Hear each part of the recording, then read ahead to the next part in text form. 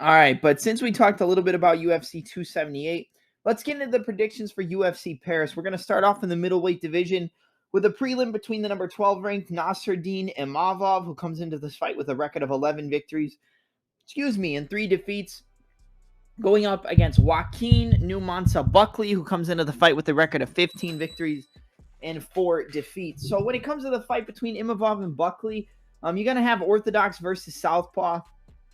Traditional, trying to get that lead foot, win that lead foot battle, lead outside foot, or I'm sorry, getting the outside foot on the lead foot of the opponent. So Imavov's going to want to circle to get the outside foot on the lead right foot of Buckley. Buckley's going to want to circle to get the outside foot on Imavov. Both are going to be looking to land their power back kicks.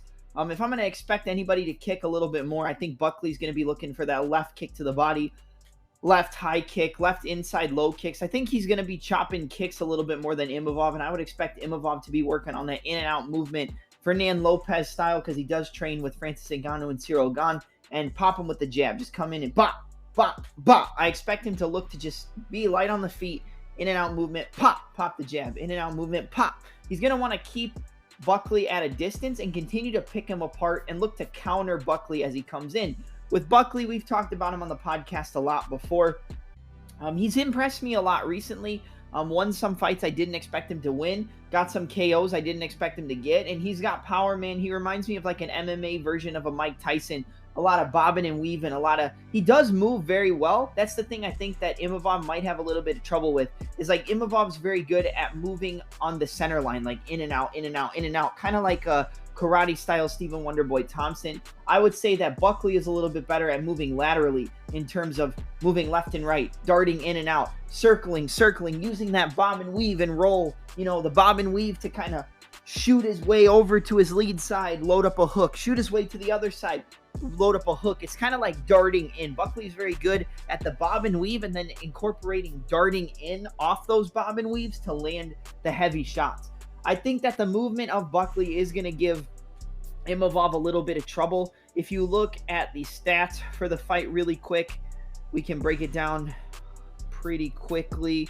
I don't normally look at stats for prelim fights, but I do like this fight a lot. So let's see. We're going to go here and we'll check it out. So you're going to have a 4-inch height advantage, or I'm sorry, a 5-inch height advantage for Imavov at 6'3" compared to 5'10" for Joaquin Buckley, and then reach. Buckley's actually going to have a 1-inch reach advantage. I even though Buckley has the reach advantage, I would expect him to only be able to incorporate that reach advantage with his kicks, keeping it at kicking range, landing the left kick to the body, the left kick up top, the inside and outside kicks.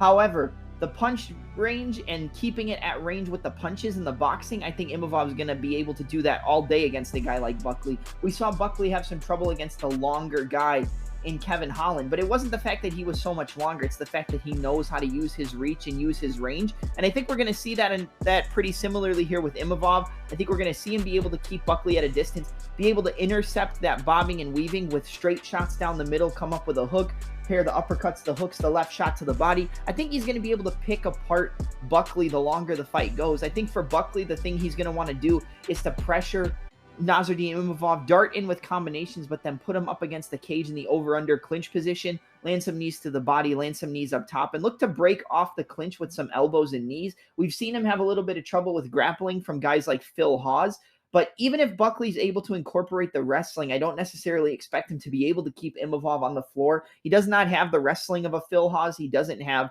the top pressure and the control and the grappling prowess of a Phil Hawes. So even if Buckley does get those takedowns, I expect Imavov to be able to either reverse position on the floor and be able to control him from the top. We saw what he was able to do against Edmund Shabazian from the crucifix position, landing elbows, landing heavy ground and pound shots from the top position. I think he could possibly, reverse position on Buckley, land some elbows, from the crucifix, land some heavy ground and pound and elbows from the top. He's very good with his elbows from the top, from the ground and pound position, whether it's in the full guard, whether he's in the half guard, side control. He's very good with his elbows. He's very good at intercepting, forward pressure with his long strikes, the jab. the 1-2, the 1-2, right uppercut, left shot to the body. I think the straight punches of Imavov are going to give Buckley a lot of trouble. And I think every time he tries to dart in, he's going to get caught with that jab, get intercepted with the jab, the 1-1-2. And I think Imavov's just going to be the sharper, cleaner fighter. I'm very high on Imavov. I picked him to beat Edmen Shahbazyan. I picked him to defeat Ian Heinisch, I believe. I'm very high on this guy. I think that he has a very high ceiling in this division. If he can get that takedown defense worked on, which he did in his last fight against Shahbazyan, he did get taken down, but he was able to reverse. And then against Heinisch, he wasn't really able to get the takedowns. The last time we saw him get taken down and out wrestled was against Phil Hawes, but I think Imavov is a different guy at this point. I expect Imavov to style here. I think that Buckley can give Imavov some issues if he is able to push him up against the cage, get him in that over-under clinch position, work the takedowns. When he gets up, strike off the break and go back to the forward pressure. I think the kicks at a long range, if Buckley can keep this at either all the way out with the kicking range or all the way in the clinch, I think that's where he's going to win. But that mid-range, that boxing range, and from the top or bottom positions on the floor, I think Imavov wins that. And I think he just has more weapons. I think the intercepting strikes with the jabs and the 1-2s from orthodox against the southpaw, I think that left hook against the southpaw is going to negate that lead right hook of Buckley. But Buckley's very good at getting the outside foot, and he does listen to his coaches.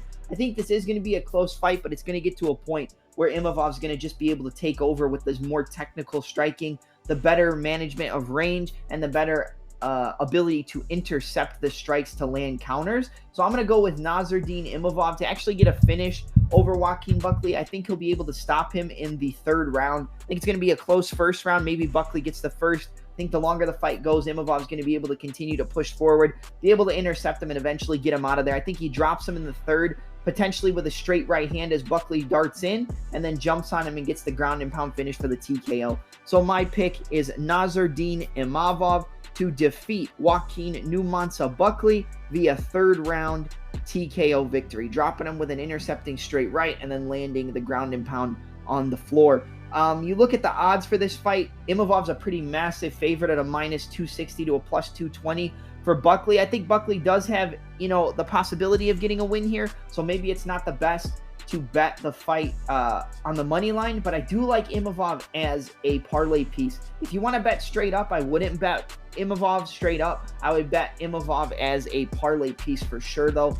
If you want to take a shot on Buckley, I'm not mad at you, but I would bet Buckley to win by KO. I don't necessarily see him being able to get a decision. I don't expect him to win on the judges' scorecards. I think the only way he wins is if he catches Imavov with a big shot and hurts him, but I don't necessarily think he's going to be able to do that. I think Imavov's too clean, too sharp, and too crisp. So I like Imavov if you're looking to bet on the fight in terms of a parlay. If not, stay away from it. And yeah, that's my pick for the first fight of the evening in the middleweight division.